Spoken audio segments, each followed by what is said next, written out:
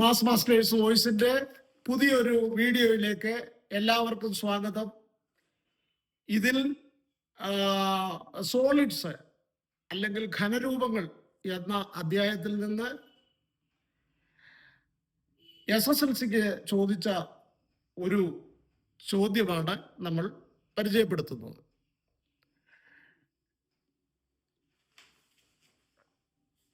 അതിൽ ഇങ്ങനെ ഒരു ചിത്രം തന്നിട്ടുണ്ട്. ചോദ്യം ഞാനൊന്ന് വായിക്കാം. A square pyramid is made using a cardboard piece in the shape as shown in the figure. The side of the square is 10 centimeters. Equal sides of the triangles are 13 centimeters. A. Find the slant height of the square pyramid. B. Calculate the surface area of the square pyramid. ചിത്രത്തിൽ കാണുന്ന വിധം ഒരു cardboard കഷണം കൊണ്ട് ഒരു സമചതുര സ്തൂപിക ഉണ്ടാക്കിയിരിക്കുന്നു. സമചതുരത്തിലെ ഒരു വശം 10 സെന്റിമീറ്ററും ത്രികോണങ്ങളിലെ തുല്യവശങ്ങൾ 13 സെന്റിമീറ്ററുമാണ്. A. സമചതുര സ്തൂപികയുടെ ചരുവുയരം കാണുക. ബി. സമചതുര സ്തൂപികയുടെ ഉപരിതല പരപ്പളവ് കാണുക. കഴിഞ്ഞൊരു വീഡിയോയിൽ ഫോർമുലകളെ കുറിച്ച് കഴിഞ്ഞ ഒരു വീഡിയോയിൽ ചെയ്തിട്ടുണ്ടായിരുന്നു. അപ്പോ പ്രധാനപ്പെട്ട ഫോർമുലകൾ എഴുതി വെച്ചിട്ട് ചെയ്യണം എന്ന് അന്ന് നിർദ്ദേശിക്കുകയുണ്ടായി. അപ്പോൾ ആ പ്രധാന ഫോർമുലകൾ ആദ്യത്തെ 2 അതായത് സമചതുര സ്തൂപികയും വൃത്തസ്തൂപികയും ഒന്നിച്ചായിരുന്നു പഠിപ്പിച്ചത്. അതിലെ സമചതുര സ്തൂപിക ഇവിടെ ആവശ്യമുള്ളൂ, നമുക്കതൊന്ന് എഴുതാം.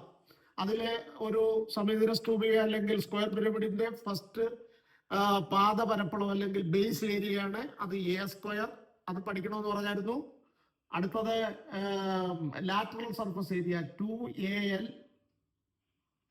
അടുത്തത് ഇത് രണ്ടും ആഡ് ചെയ്യുന്നതാണ് total surface area A² plus 2AL. അത് രണ്ടും കൂടെ ആഡ് ചെയ്താൽ മതി 2AL. Last 1/3 A²H. അതാണ് വോളിയം. അപ്പോ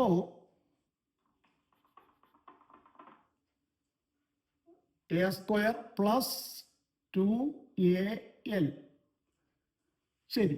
അപ്പോ ഇതാണ് നമ്മുടെ പ്രധാനപ്പെട്ട 4 ഫോർമുലകൾ. ആ 4 ഫോർമുലകൾ നിങ്ങളുടെ തെറ്റുകൂടാതെ കൃത്യമായിട്ട് അത് ഏതൊക്കെയാണ്, ഏത് ഭാഗമാണെന്ന് ഓർക്കണം. ആദ്യത്തേത് പാദ പരപ്പളവ്, രണ്ടാമത്തേത് പാർശ്വതല പരപ്പളവ്, മൂന്നാമത്തേത് ഉപരിതല പരപ്പളവ്, നാലാമത്തേത് വോളിയം. അത് നമുക്ക് വേണമെങ്കിൽ ക്യാപിറ്റലേ പാദ പരപ്പളവ്, രണ്ടാമത്തത് ലാറ്ററൽ സർഫസ് ഏരിയ, അടുത്തത് ടോട്ടൽ സർഫസ് ഏരിയ, വോളിയം. അപ്പോൾ തെറ്റുകൂടാതെ നമുക്ക് അത് ചെയ്യാം. ഇനി സ്ലാൻഡ് ഹൈറ്റ് ആണ് ആദ്യത്തെ ചോദ്യമായി ചോദിച്ചിട്ടുള്ളത്. ആദ്യത്തെ ചോദ്യം സ്ലാൻഡ് ഹൈറ്റ് ആണ്. ഈ സ്ലാൻഡ് ഹൈറ്റ് എന്ന് പറയുന്നത് നമ്മുടെ ഈ ചിത്രത്തിൽ ഏത് ഭാഗത്ത് വരുമെന്ന് ആദ്യം നമുക്കൊന്ന് മനസ്സിലാക്കണം. ഏത് ഭാഗത്ത് വരും? ഈ 4 ട്രയാങ്കിളിൽ എവിടെ വേണേലും സ്ലാൻഡ് ഹൈറ്റ് നമുക്ക് ഇതേപോലെ വരയ്ക്കാം. ആ ട്രയാങ്കിളിന്റെ ഹൈറ്റ് ആണ് സ്ലാൻഡ് ഹൈറ്റ്. ആണ് സ്ലാൻഡ് ഹൈറ്റ് ആയിട്ട് വരുന്നത്. ട്രയാങ്കിളിന്റെ ഹൈറ്റ് ആണ്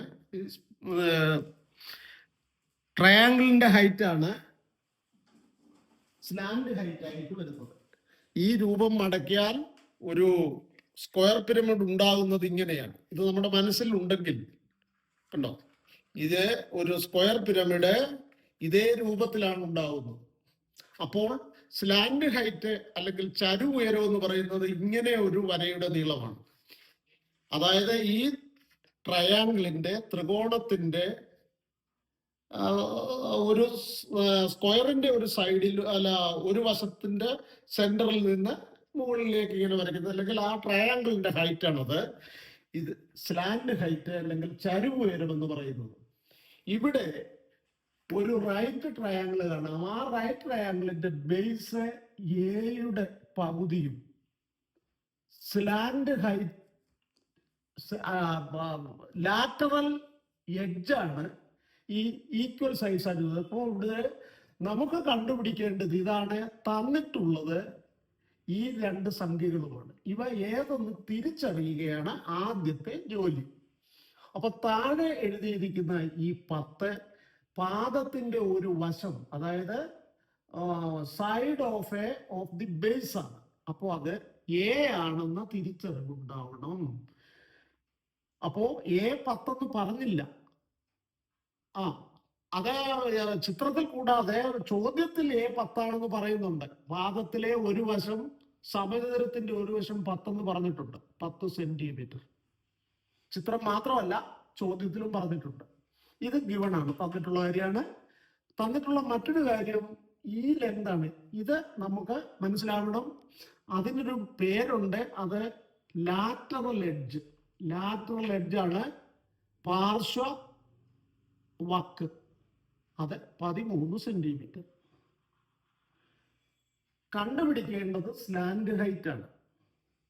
slant height is equal to, എങ്ങനെ സ്ലാന്റ് ഹൈറ്റ് ഇത്തരം ഒരു സന്ദർഭത്തിൽ, അതായത് പാദത്തിലെ ഒരു വശത്തിന്റെ നീളം, length of a side of the base and lateral edge, ഈ രണ്ട് കാര്യങ്ങൾ തന്നാൽ നാം എങ്ങനെയാണ് എൽ കണ്ടുപിടിക്കേണ്ടത്? അതിനെ അടിസ്ഥാനമാക്കുന്നത് എന്ത്? ഇവിടെയാണ് എൽ പാർശ്വവക്കായ ഈ ഇവിടെയാണ് ചുവട്ടിൽ വരുന്നത് A/2 ആണ്. അങ്ങനെ ഒരു റൈറ്റ് ട്രയാങ്കിൾ അവിടെ ഉണ്ടെന്നും ആ റൈറ്റ് ട്രയാങ്കിളിന്റെ ഹൈറ്റ്, അതായത് പെർപെൻഡിക്കുലർ സൈഡിൽ ഒരെണ്ണമാണ് LA എന്ന തിരിച്ചറിവ് ഉണ്ടാവുമെങ്കിൽ L is equal to Pythagoras theorem ഉപയോഗിച്ച് E² മൈനസ് A/2 സ്ക്വയർ. ഇങ്ങനെ ഒന്നുകിൽ ഫോർമുല എഴുതാം, അതല്ല ഫോർമുല ഇല്ലെങ്കിൽ ആ സംഖ്യകൾ അതേപോലെ 7 പകുതി 10ന്റെ പകുതിയായ 5 അതിന്റെ സ്ക്വയർ പ്ലസ് അല്ല ഈ സ്ക്വയറോടെ ഇത് തിരിച്ചെഴുതിയാലും കുഴപ്പമില്ലെങ്കിലും ആ ഫോർമുലയ്ക്ക് അനുസരിച്ച് നമുക്ക് എഴുതാം. E² എന്ന് പറയുമ്പോൾ 13ന്റെ സ്ക്വയർ, 13 സ്ക്വയർ മൈനസ് പ്രത്യേകം ഓർക്കണം. എല്ല് പലപ്പോഴും പ്ലസ് ഇട്ട് ചെയ്യുന്നുണ്ട്. അത് ഇവിടെ എല്ലാ പെർപെൻഡിക്കുലർ സൈഡിലാണ് വരുന്നത്, അതുകൊണ്ട് മൈനസ് ആണ് വരുന്നത്. മൈനസ് എയുടെ പകുതി, 10ന്റെ പകുതി 5 എന്ന് എഴുതിയാൽ മതി. 10/2 എന്ന് എഴുതേണ്ട ആവശ്യമില്ല. Equal to 169 minus 25 is equal to root of 144 is equal to 12. അങ്ങനെ എല്ലിന്റെ വില 12 സെന്റ്. ഇതിനെ ഈ ഇന്റർവെലിംഗ് സ്റ്റെപ്സ് ഒന്നും നമുക്ക് എഴുതണമെന്നില്ല. പല കുട്ടികൾക്കും ഇപ്പൊ ഇത് എങ്ങനെ സമയം ലാഭിക്കുമെന്ന് ചോദിച്ചാൽ ഫോർമുല എഴുതണമെന്നില്ല, ഡയറക്റ്റ് ഇങ്ങനെ എഴുതി തുടങ്ങിയാൽ മതി. 13 സ്ക്വയർ മൈനസ് 5 സ്ക്വയർ മതി. പിന്നെ ഇതൊന്നും എഴുതണമെന്നില്ല. ഇതില്ലാതെ തന്നെ ഇതിൽ നേരിട്ട് 12ലേക്ക് എഴുതാൻ പറ്റും. അതിന് കഴിയുന്നവർ അങ്ങനെ എഴുതുക. അല്ലെങ്കിൽ ഇതിലെ മൊത്തം സ്റ്റെപ്പും എഴുതുകയും ചെയ്യാനാവുമെങ്കിൽ തെറ്റ് വരാതിരിക്കാൻ അങ്ങനെ തന്നെ ചെയ്യുക. കഴിയുമെങ്കിൽ സമയലാഭം ഉണ്ടാക്കി ചെയ്യുന്നതായിരിക്കാം നല്ലത് എന്ന് കരുതി തെറ്റിലേക്ക് പോകണ്ട. അടുത്തത് ബി എന്ന് പറഞ്ഞാൽ അതിന്റെ സർഫസ് ഏരിയയാണ്, ടോട്ടൽ സർഫസ്. അപ്പൊ നമ്മൾ ഈ 3 ഫോർമുലയിൽ ഇതാണ് നമ്മളോട് ചോദിച്ചത് എന്ന തിരിച്ചറിവ് ഉണ്ടാവണം. പല കുട്ടികളും ഫോർമുല മാറിപ്പോകാറുണ്ട്. അപ്പൊ അത് സംഭവിക്കാതിരിക്കാൻ ഇങ്ങനെ എഴുതി വെച്ച് കഴിഞ്ഞാൽ ആ ചോദിക്കുന്നത് കൃത്യമായിട്ട് നമുക്ക് എഴുതാം. ഉപരിതല പരപ്പളവ് അല്ലെങ്കിൽ ടോട്ടൽ സർഫസ് ഏരിയ. ഞാനത് ചുരുക്കി എഴുതുന്നു. Total surface area is equal to formula അങ്ങോട്ട് കാരി ഓവർ ചെയ്യുക. A² plus 2AL. ഇനി പ്രശ്നമൊന്നുമില്ല, കാരണം A മാത്രമേ ഇവിടെ ആവശ്യമുള്ളൂ. അത് നമ്മുടെ കയ്യിലുണ്ട്. L എന്ന് പറഞ്ഞാൽ 12, A എന്ന് പറഞ്ഞാൽ 10. ഈ രണ്ട് സംഖ്യകളെ ഇവിടെ ആവശ്യമുള്ളൂ. അതാണ് അതിന്റെ അർത്ഥം. 10² പ്ലസ് 2 × 10 × L എന്ന് പറഞ്ഞാൽ മാറിപ്പോകരുത്. L ഇതല്ല, തന്ന 13 അല്ല. അതാണ് പല കുട്ടികൾക്കും തെറ്റുക. L എന്ന് പറയുന്നത് നമ്മൾ കണ്ടുപിടിച്ചു 12 ആണ്. ഇസ് ഈക്വൽ ടു 100 പ്ലസ് പിന്നെ ഈ 2 240 240 കൂട്ടുമ്പോഴും മുടിക്കുമ്പോഴും തെറ്റരുത്. Equal to square centimetre. അതായത്